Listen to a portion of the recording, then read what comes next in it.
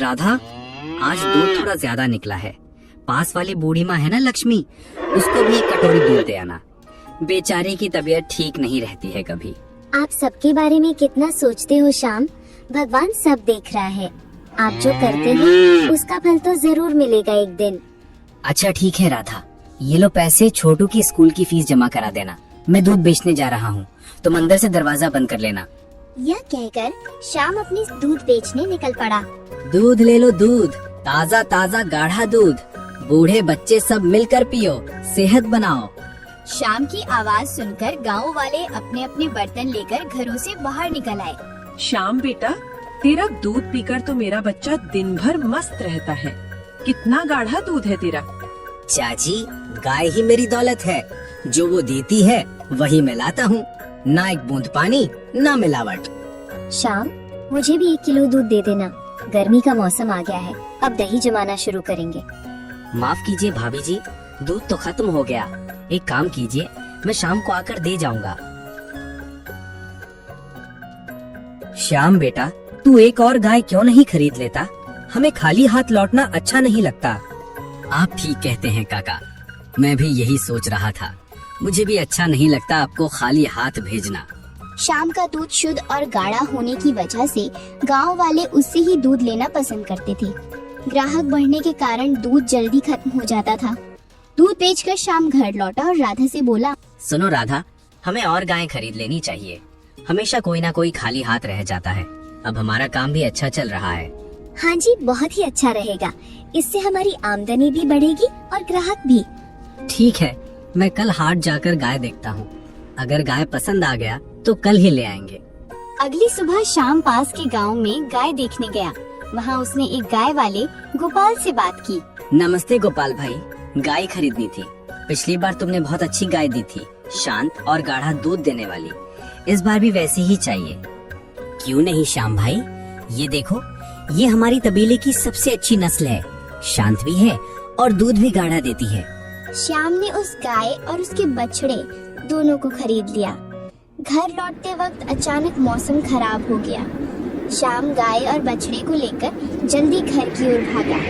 घर पहुंचा तो उसने देखा कि बछड़ा गायब था। अरे राधा, बछड़ा कहाँ गया?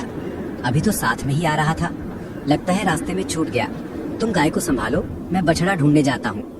ये जी, मौसम और खराब हो रहा है, आप अभी मत जाइए। नहीं राधा, गाय मेरे भरोसे आई है। मैं उसके बच्चे को मरने के लिए नहीं छोड़ सकता। तुम गाय को देखो, मैं जल्दी लौटता हूँ। श्याम बछड़े को ढूंढने निकल पड़ा। कुछ दूर जाकर उसे गाय की आवाज सुनाई। वह आवाज का पीछा करते हुए पहुंचा तो देखा कि एक गाय और बछड़ा उसकी ओर आ रहे थे। बछड़े को देखकर श्याम खुश हो गया। जैसे ही उसने बछड़े को पकड़ा, गाय रुक गई। लगता है तुम भी अपने बछड़े की तरह खो गई हो। चलो मेरे साथ। ये क्या जी, आप बछड़ा लाने गए थे और साथ में गाय भी ले आए? जंगल में ये गाय हमारे बछड़े के साथ आ रही थी। इसने हमारे बछड़े की रक्षा की, तो इसकी रक्षा करना भी हमारा कर्तव्य है। मैं कल कोतवाल को इसके बारे में बता दूंगा। कोई मालिक होगा तो लेने आ जाएगा।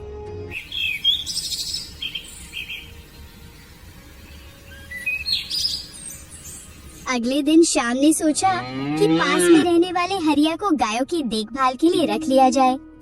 हरिया पहले से काम मांग रहा था। श्याम और हरिया मिलकर गायों का दूध निकालने लगे।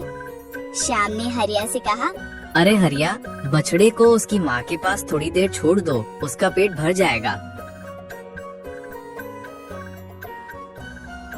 आज सबको दूध मिलेगा। बहुत सारा दूध लाया हूँ, कोई खाली हाथ नहीं जाएगा। क्या बात है श्याम, कोई जादू हो गया क्या? कोई जादू नहीं काका, मैंने एक और गाय खरीद ली है। अब जितना मन हो दूध ले लो। उस दिन भी सारा दूध बिक गया। गांव में एक और दूध वाला था, जो श्याम का दूध बिकता हुआ देखकर जलता था, बेईमान था और दूध में पानी मिलाता था। इसलिए गांव वाले उससे दूध नहीं लेते थे। वह सोचने लगा, जब तक श्याम दूध बेचेगा कोई मुझसे दूध नहीं खरीदेगा। मुझे इसका कुछ करना होगा। एक दिन श्याम घर लौटा तो देखा कि बछड़ा उस जंगल वाली गाय का दूध पी रहा था। लगता है हरिया बछड़े को बांधना भूल गया। इस गाय का बछड़ा हाल ही में हुआ होगा। तभी गांव का सेठ रघु आया और बोला, श्याम, मुझे 1 किलो दूध दे दे, मेहमान आए हैं, चाय बनानी है। सेठ जी, दूध तो बिक गया, लेकिन फिर भी देखता हूँ, इस गाय से थोड़ा निकल जाए तो दे दूंगा। श्याम ने जैसे ही उसने दूध निकालना शुरू किया, गाय से अपने आप दूध बहने लगा। बाल्टी भर गई। श्याम हैरान था। उसने कहा, बंद हो जा, और दूध रुक गया। फिर उसने कोशिश की, दूध फिर बहने लगा।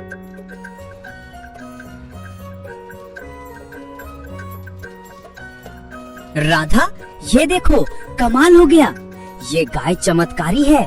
मैंने कहा बंद हो जा और दूध रुक गया। ये तो कमाल हो गया राधा। अरे वाह वाह, ये तो कमाल हो गया। ये सब ईश्वर की कृपा है। इसने तूफान में हमारे बछड़े को बचाया और अब इतना दूध दे रही है। लेकिन ये हमारी गाय तो नहीं है, इसका मालिक कभी भी आ सकता है। तब तक इसकी हमें देखभाल करनी चाहिए।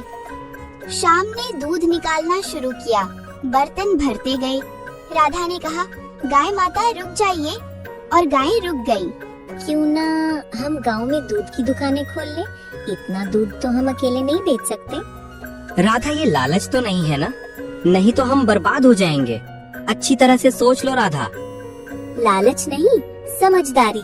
ये लक्ष्मी जी का आशीर्वाद है। श्याम ने दूध की दुकानें खोल दी।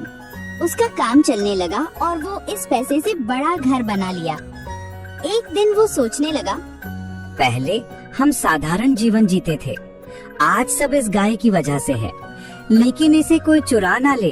रात को तबेले में अचानक आग लग गई। गाय चिल्लाने लगी। श्याम और हरिया ने आग बुझाई, लेकिन जब श्याम गायों को दूसरी जगह ले गया तो चमत्कारी गाय गायब थी। वो परेशान हो गया।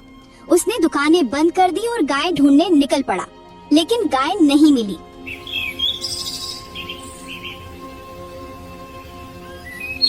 अगले दिन एक बूढ़ी अम्मा सरस्वती आई और बोली, क्या हुआ श्याम, तू बहुत परेशान लग रहा है, कहीं कुछ खो गया क्या?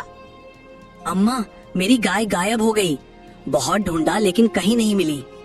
तुम चिंता मत कर बेटा, पशु अपने मालिक से ज्यादा देर दूर नहीं रहते, वो लौटकर आ जाएगी। उसी रात शाम को सपना आया कि उसकी गाय, जिसे उसने कामधेनु नाम दिया था, कोहरे में से आ रही है।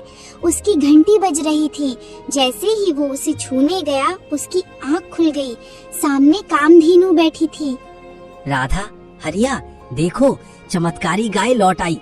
अब तुम कहीं मत जाना, ये दुनिया लालची लोगों से भरी है। रात को एक आदमी गाय चुराने आया। कामधेनु ने जोर जोर से रंभाना शुरू किया। श्याम भागकर पहुंचा और चोर को पकड़ने की कोशिश की, लेकिन वो गाय को छोड़कर भाग गया। श्याम ने कामधेनु को सुरक्षित कमरे में बंद कर दी। अरे हरिया, कल रात जब तबेले से आवाज आई तब तुम कहाँ थे? मालिक, मैं गहरी नींद में सो रहा था, मुझे तो आवाज सुनाई नहीं दी। फिर श्याम ने समझ गया कि चोर कोई और नहीं, हरिया ही है। सच सच बताओ हरिया, गाय चोरी तुम ही कर रहा था ना? मालिक, मुझे माफ कर दीजिए, मैंने कर्ज लिया था बहन की शादी के लिए। कर्जदाता मुझे मारने की धमकी दे रहे थे, मैंने गाय चुराने की सोची। श्याम ने पैसे देकर हरिया को कर्ज चुकाने को कहा और उसे माफ भी कर दिया। उसी दिन बूढ़ी अम्मा फिर आई। श्याम, ये गाय तेरे पुण्य कर्मों का फल है। तूने तूफान में बछड़े को बचाया, इसलिए मैंने ये गाय तुझे दी। अब मेरी उम्र हो गई, मैं इसका ध्यान नहीं रख सकती। जब तुझे कोई नेक इंसान मिले, उसे ये गाय दे देना। ये जादुई गाय है और कई सालों तक घर को समृद्ध रखेगी। श्याम ने तबेले में कई बेरोजगारों को काम दिया